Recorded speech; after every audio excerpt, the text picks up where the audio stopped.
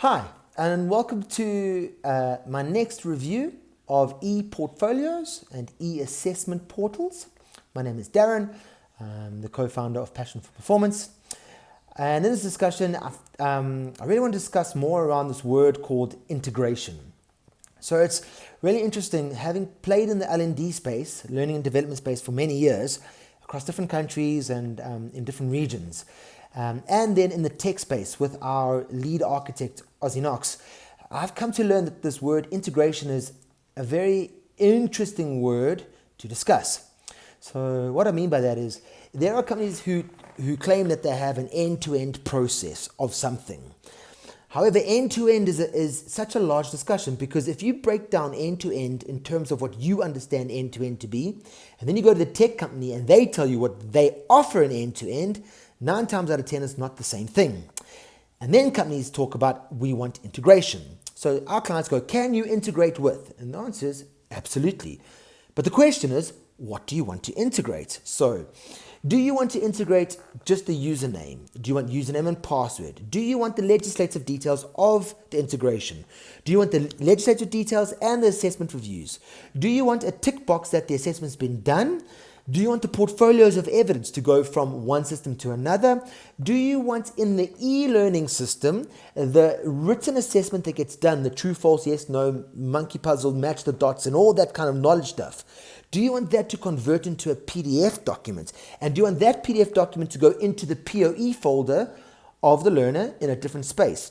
Or do you want to integrate the assessor roles? So when you're playing in an e-learning space and you have a virtual facilitator or a live facilitator training a class of 10 people, and each of those people have their own portfolio folder, which is not assigned to specific assessors, specific moderators, it's just there that anyone can access or no one can access. Do you want that specific information sent to an assessor? So you see, it gets really confusing.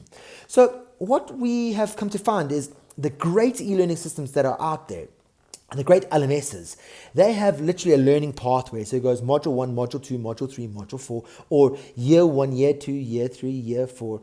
And they pretty much tick the box. Well done, Darren did module 1, tick. Darren did module 2, tick. Because Darren wrote a test and Darren passed the test, tick.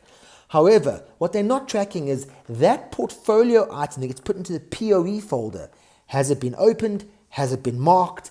Has it been reviewed by an assessor? Has there been remedial action option? They're not tracking that because they're not built for that in the majority. And this is where the concept of P4P as the standalone focused ePOE platform overlays. But then the integration becomes questionable. So, Darren, we want you to integrate to our e-learning system. Of course I can do that. Of course we do that. What we got to ask you is, what do you want integrated? So do you want the fact that the learner did the written test on your system? Do you want the whole written test that's been marked by the computer into the POE folder of P4P?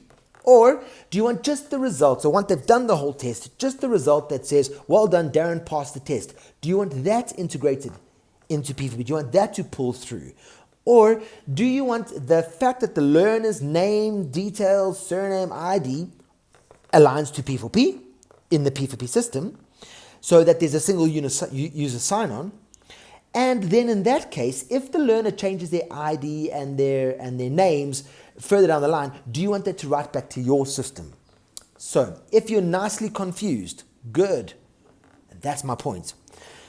Integration is not such an easy term to deliver on unless you've done the deep dive into what it means. So, wrapping up this video, I'd really like to offer you some guidance that if a company sells you an end-to-end process, and if they sell you a full integration, you need to ask a few more questions around what it means for you and what does integration mean for you. Good luck, have fun, thanks for listening, cheers.